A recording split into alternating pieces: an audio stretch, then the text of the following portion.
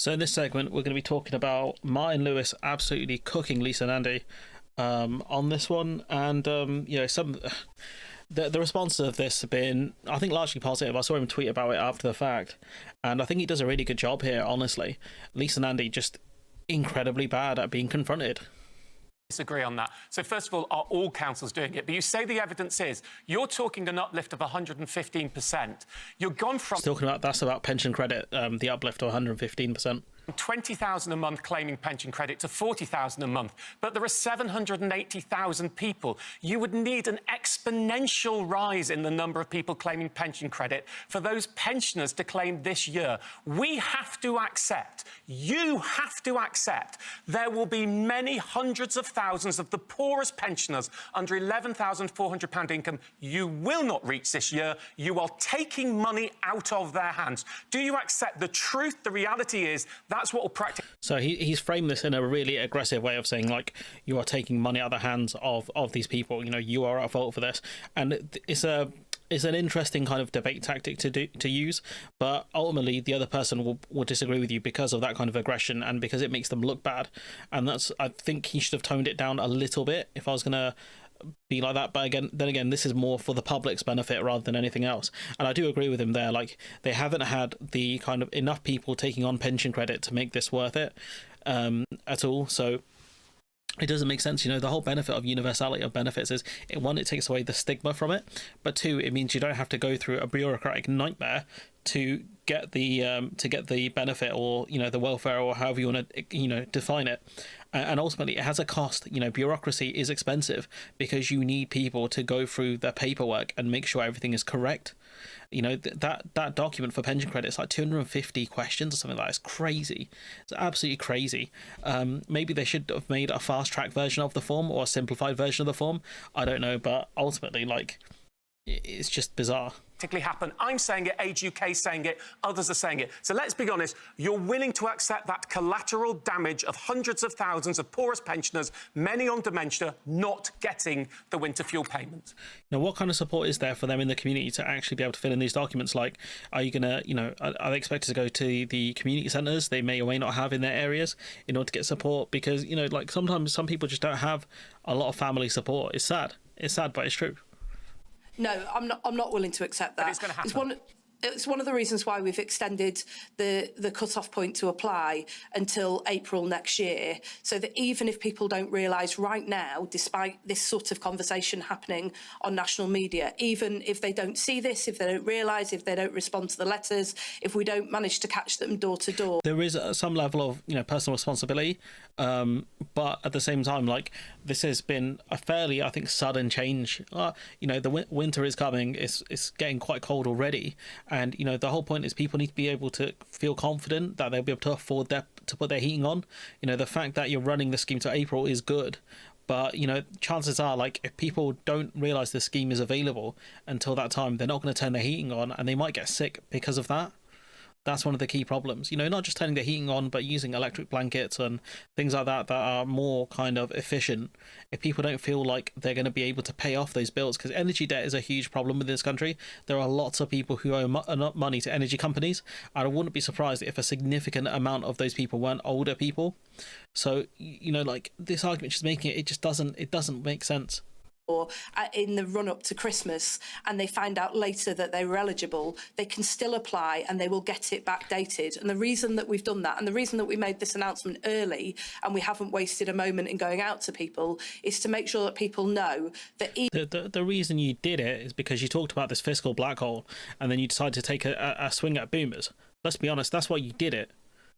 You know, like, this argument of we went early so people would have the most amount of time to kind of you know, apply for pension credit is ridiculous. Like, you know how many people should be eligible for pension credit, because HMRC should know that. You would know by how much they earn in terms of pensions and things like that, how much they actually declare, so you could automatically give that money back to people, but you don't. It doesn't make sense.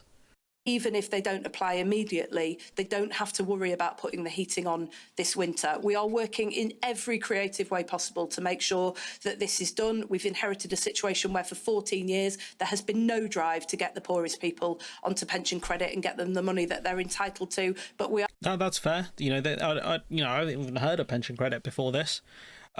But it shouldn't. If you're making the argument there was no kind of attempt to get more people onto pension credit, do you think a few months is going to make a huge difference? How much money are you spending on these letters and these advertisements in order to get people onto pension credit? What are the savings actually like? That's what I'd want to know. Because I wouldn't be surprised if they're spending more or similar amounts on all of this kind of advertising, because the more people who take on pension credit, that money that would have gone as the winter fuel allowance gets taken from. So really the savings are non-existent. We are absolutely determined to solve it, and I don't accept your characterisation that we're indifferent to this. I couldn't care more about this, neither could the Chancellor. No, you couldn't care less, pal. That's why you're doing this. You don't have to do this. The savings aren't that high. And we're doing everything that we can with the Work and Pension Secretary. You're wasting $1 billion a year on carbon capture. So this argument of we need money or whatever, like you're spending you're going to be spending billions of pounds on a scheme that doesn't work. Separate video for a separate day, but this argument here does not wash. To deal with the fact that we've inherited this enormous black hole and this appalling economic inheritance. It's just mad. Like, what she's saying there is crazy, and it goes on. It keeps getting worse. We haven't taken £300 from vulnerable pensioners. You literally have, because the threshold for pension credit isn't that high. So you really have, especially when you have pensioners who don't have their houses being freehold, so they might still have a mortgage, or they might pay rent because they don't own their home. Like, you have taken £300 from the most vulnerable people in society. What we're doing is taking the tough decisions to stabilise the economy, because it's working class people who pay the price if you don't, as the very many... It's working class people who are paying the price because of your actions. That's the thing. Like, you are helping people, yes, the ones that are eligible for pension credit, but, the threshold for pension credit is very low. So, you still will have working class people on that won't be eligible for pension credit, who will lose out because of this. You should have set the threshold much higher at like 50k or something like that. You're really goofed. Many families who are paying hundreds of pounds more in rent or mortgages because of the economic chaos that we had in recent years under. And this is crazy, because they've Peston spoke to people within the city about would pension credit have caused a Liz Truss style spiral. They said no. So, this argument of, it would have caused this economic nightmare is completely illiterate, and the media need to do better and pushing back on that. The Conservative government will tell you, and we are protecting the vulnerable through that process, as you would expect a Labour government to do. We've extended the Household Support Fund. We've got a huge drive to get the poorest pensioners onto pension credit. No pensioner will be worse off this winter than they were last winter. It's just fundamentally not true, though, because the ones who are just over the eligibility threshold will be worse off. That's the difference that a Labour government makes. We're gonna punish vulnerable pensioners, and we're gonna pretend like we care. That's the difference. Man, this is crazy. Like, I would not have her go on TV. She's incredibly bad arguing. But then again, how are you supposed to argue from a losing position here, especially when you're being interviewed by a guy like Martin Lewis? Easy L. Honestly, easy L for easy dub really for Martin Lewis, easy L for Lisa Nandy. I'll never forget the argument Lisa Nandy tried to make that EU doctors and nurses took opportunities away from her constituents. Probably one of the wildest statements I've ever heard from not just a Labour politician, but from any politician. Baffled me, honestly. But anyways, I'm going to leave it there. Let me know what you think in the comments below. Like, comment, share, subscribe, support the channel on Patreon if you can, and hopefully I'll see you in the next one.